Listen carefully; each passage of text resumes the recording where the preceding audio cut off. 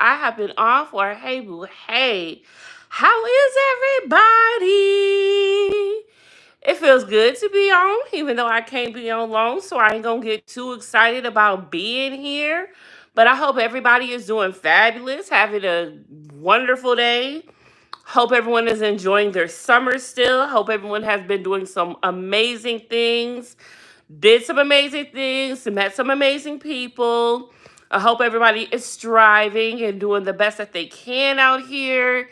It has been a lot, with Trump in the office, and you get up and you get on the news, and the first thing you see is some bullshit that this man has did, and it's just like, ugh, right?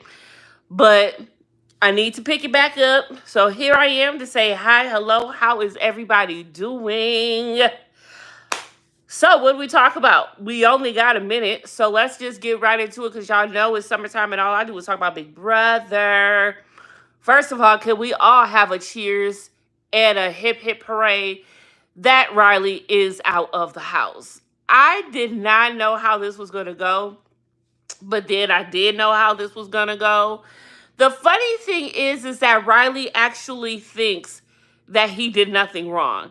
These are the worst type of men, the worst type of kind of men. Riley is someone who is a narcissist. He is someone who seems to have people around him who tell him, "Oh, everything's okay. You're a great person. Everything is lovely, and you're everything the world needs." I feel that Riley's family coddles him. Riley's family may just be about the same. Riley probably learned it from his family. I don't know if it's his father who raised him or another father type figure who raised him, an uncle, a stepfather, or what have you. But he clearly has learned this behavior from someone. And clearly, someone is coddling and endorsing this behavior, if you will. I'm just glad that he's out of there and Catherine can be her best life. Now, my thing is, I am ready to see Catherine play this game. Catherine has got to hold herself to someone. And since she seems to be this feminist person and, all of this, which is what she was when she first got into the house and before Riley corrupted her mind, I feel that she's going to gravitate toward the girls. She has Vince in a way, but I feel like she's still going to gravitate toward the girls. I see her gravitating more toward Lauren and possibly Ava, because since Riley has been gone, you have seen her talking with Lauren and Ava more. So now that she's able to actually have friends and be social in the house, she can do what she wants to do now. She no longer has Riley there controlling her every move and her every word and her every emotion, which is what he was trying to do. Now, for me, I'm just wondering, is Riley just sitting there watching the feeds all day? Is he really that obsessed with her, or did he just like the fact that he could have that control over her? Is he just sitting there watching the feeds? Is he? I wonder if he was actually have the exit interviews, because think of it like this. When the exit interviews happen next week for whoever is to leave, hopefully Mickey, we're all going to be just waiting to hear all of the everything that Mickey has to say. We're waiting to hear the questions that people are going to be asking her and how she's going to answer and respond and how she feels about everything. We're going to be wondering about Mickey. We're not really going to be probably thinking about Riley anymore. We're just happy that he's out of the house now. So I wonder, will he really get an exit interview at all? Here's what I think. I don't think that they are going to allow him, or maybe he'll have the choice himself if he wants to or not, but I don't think they are going to allow him to do all of those interviews, because they are going to ask questions about production. Production does not want to let Riley be the one to answer for them. Absolutely not. So what they will do is they're going to take a page out of Ready to Love's book. On Ready to Love, what I think that they're going to do is there's going to be certain interviewers that Riley will be interviewed by. And I feel that those interviewers will be connected to CBS because they will be able to control the narrative, to be able to control the questions, and so forth. There has been a lot of times where a channel, a network will reach out to an independent interviewer who is to interview someone. They will reach out to that interviewer and they will have a talk with them, email them, or give them guidelines as to what they are allowed to ask that person in the vicinity of which, stay off of this topic, don't say this, make sure you ask this, ask that. Sometimes that's how it will have to go in order for the person to get the interview. They'll simply have to play ball with the network. So if he does have any interviews, it's going to be a very surface question interview. They're not going to get into the nits and grits as to independent interviewer would do, as a lot of these interviewers were planning to do. Absolutely. So now the question remains, when the show is said and done, where is Catherine's feelings lie? Because you got to understand, for as long as Catherine is about to last, because no matter what, it looks like she is definitely going to make it to jury. So she's not going to have anything to do with Riley or anything until the end of the summer completely. By then, will her feelings be the same still? By then, will will anything still be the same? Hell, she might end up falling for no, that could be. Hi, you remember me, Winter? I haven't been here in a while. Winter, I remember you. Hey, Bew Heyyy, how you doing? Yes, I do. So with that, I'm just wondering how that will go. But I'm so happy that Catherine has had this support system. She's had her mother, she's had the AT in her corner the whole entire time. Because stepmom was ready to pull up to CBS Studios Thursday night had Riley not been evicted. She had a ticket ready. She had the whole shebang. She has been active on TikTok. She's been in some of the chats with God, what is his name? Is it Tommy Italiano on TikTok, I believe? And Betty Boop on TikTok, I believe also. She has been in their chats and she's been talking to them and she's been very active. Even the father had an interview with another TikToker also. So they have been very vocal and talking and all of this good stuff. So, and Riley's people have spoken out and they spoken with TMZ. I can't stay long because I'm packing for a flight on Monday. Okay, well, safe travels. And where you going? Where you going? Where you going? Where you going? And what's the occasion? What's the occasion? Let me be nosy and all up in your business with her. And so yeah, so we'll see. We'll see. But this week, oh my Lord, this week, is our girl Rachel in jeopardy? Is she in jeopardy? She could get backdoor this week. I'm going to need her to win this veto. I don't want to wait for her to win the blockbuster. No, I need her to win this veto. So everybody, for me, please cross your fingers. We want Rachel to win the veto competition today. All right? We need Rachel to win the veto competition. If not, she is going to go on the block and get backdoored, and we cannot have that. We need Mickey out this week. We need Mickey out this week. Mickey, or, yeah, I wouldn't say Vince, but he's a freaking HOH. All right? And then we're going to have to start working on Keanu, because Keanu is getting on my freaking nerve. He keeps going back and forth on whether or not he's really working with Rachel or he's not working with Rachel. One day he likes Rachel, the next day he doesn't like Rachel. One day he looks up to Rachel, the next day he can't stand Rachel. I am tired of the back and forth with Keanu. Like, pick a side. That's another reason why I'm ready for Vince to leave, because if Vince leaves, Keanu's not going to have any other choice but to work with Rachel. It's pissing me off at this point. But then for me, it's like I feel that they is not gonna let Rachel win this game, and so if that's the case, I need them to let Rachel go home so she can be there for her brother's anniversary and forget all y'all at this point. Forget all y'all. But I can no longer watch the feeds when Mickey is talking because her fast talking too fast, and then she be saying too much stuff that don't make no sense, and then I don't believe anything that she says. I'm tired of her. But I'm glad everyone has clocked their T for her, though. Everybody's clocked their T. Ava's clocked the T. Ashley's clocked the T. Rachel's clocked the T. Will's clocked the T. Like, everyone has clocked the T with Mickey. Morgan has clocked the T. It is time for Mickey to go. It's time. It's just she has worn out her welcome. I am ready for her to get the rude awakening that she needs, that she is not.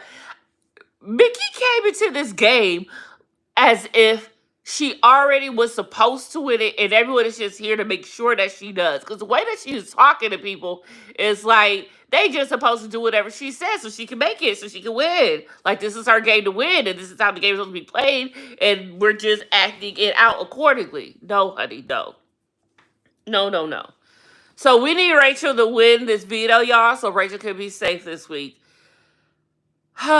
Yeah, so and keep the noms the same because we can't have Ashley in jeopardy either. I can't believe he put up Kelly and who else he put up? He put up Kelly and Ava. See, Ava is cool, calm, and collected. She ain't tripping, but Mickey is tripping.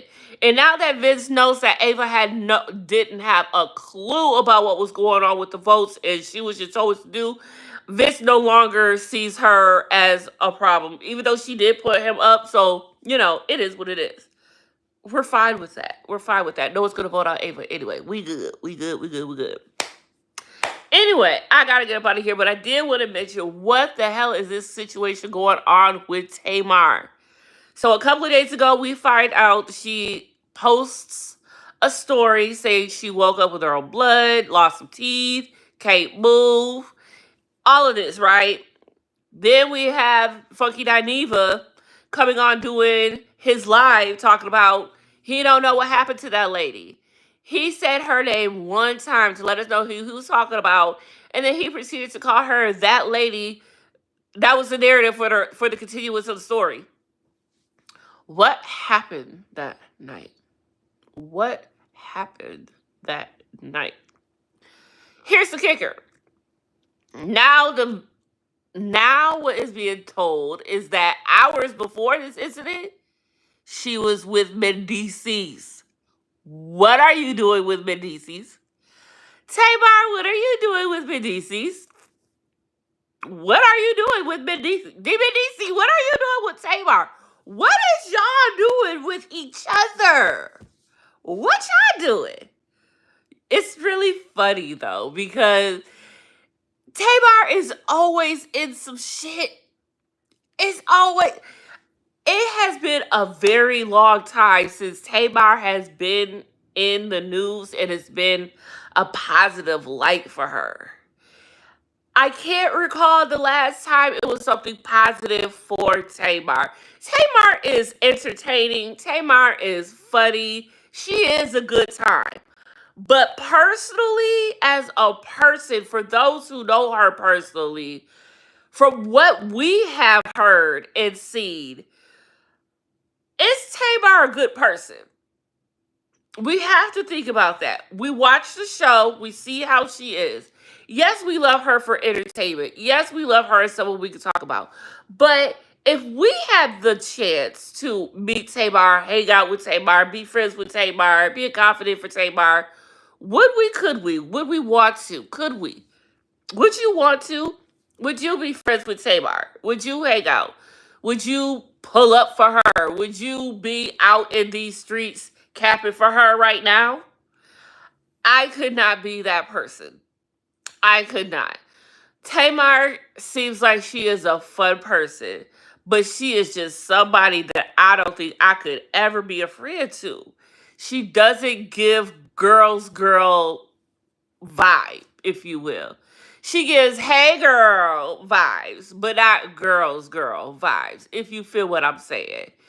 But with that being said, could be all more believable how you could be out here with Medicis.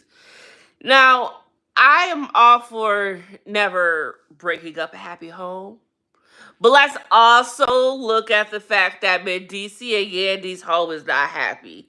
So, also, it is what it is. Now, Yandy and Tamar, would they call themselves cool? You know, confidants, whatever. Because if not, then Tamar isn't really breaking the girls' code except the fact that Medici's is married. All right? However, Yandy been out here doing her thing too. So, all is fair in love and war, right, Tamar? Wink, wink. You never know. So, again, we'll have to wait even longer for some more information to come out. Now, here's the thing. If this happened hours before the incident, Funky Dineva was with her. Funky Dineva, what do you know? What do you know? Because maybe now, that whole thing that I don't know what happened to this lady and all that, perhaps Funky Dineva was actually setting up for some other shenanigans. Because if he don't know what happened to her teeth, he don't know what happened with her and Medici. And he ain't trying to get out into that. Because you know they are going to be asking him questions tonight on his live, when he goes live tonight. So that's going to be interesting. We might have to tune in to see what Funky Dineva got to say, because now he's going to have to let us know, do he know anything about Tamar and Medici? Because you were there, sir. You were there. We have the video. You even said it. You just don't know what happened to her teeth. If you don't know what happened to her teeth, do you know what happened to her earlier hours before when you were with her then? And where's Medici? Now, the video that is out, all of the videos that are showing, there's no video of her in DC, but you see her out and about. Now, I don't know if in DC, if you know how the internet trolls and the Inspector Gadgets do. We just gonna have to wait a day or two for some more stuff to develop, because you know it will. You absolutely know that it will. All right. Now, on to the last thing. We are here, y'all. We have made it. It is time for the Love Island reunion. Woo! Now, is it coming on tomorrow or Monday? One of the two. Either tomorrow or Monday. And I am ready to see the entire footage of this Heartbreak Challenge. It's going to be on. This is going to be such a good reunion. I cannot wait. When are they going to release it? Do we have to wait till 8 o'clock, or are they going to release it in the morning? I don't know. All I know is I'm watching this the moment that it comes on. But in this reunion, it looks like they're going to be asking Brian about his little infidelity situation. Did he cheat on my papaya already? Lapse of judgment, I believe he said in the trailer. Is he talking about that situation? We don't know, because y'all know how editing do, just to get us to watch and make it juicy. But he is going to have to answer to that. Definitely. And did y'all see that little video and picture of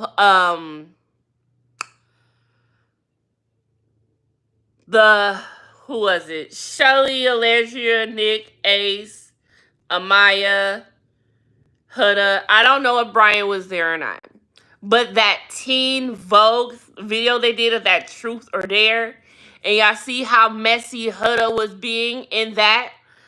Huda is just messy. Period. Yeah, she cool. She good for TV, yeah. But Huda is a messy ass bitch. Sorry, not sorry. Sorry, mama, I cussed. But Huda is. She is. Through and through. I'm sorry. That is just the take. It really, really is. But this is going to be a fun and interesting reunion, and I cannot wait to watch it. And of course, we are going to talk about it. I'm going to get my ass back up on here again, y'all. I know I've been playing and I ain't been doing right. I know I ain't been giving y'all Love and Marriage Huntsville either, but I told y'all I wasn't going to review that anymore. But I did say I would do it the Hey Boo Hey, but I haven't did the Hey Boo Hey. So we still have that to talk about. I am sorry, but I am trying to get back up on my game. That's why I just came to say hey to y'all today. Because, we have got to get back and being acquainted. So everyone who catches this video, thank you. Please like and subscribe if you haven't already. Confessions of a Reality Queen, aka Confessions. I come here to talk about politics, TV, news, entertainment, food, fashion, and all of that jazz. And I will catch y'all on the next video. Love, love.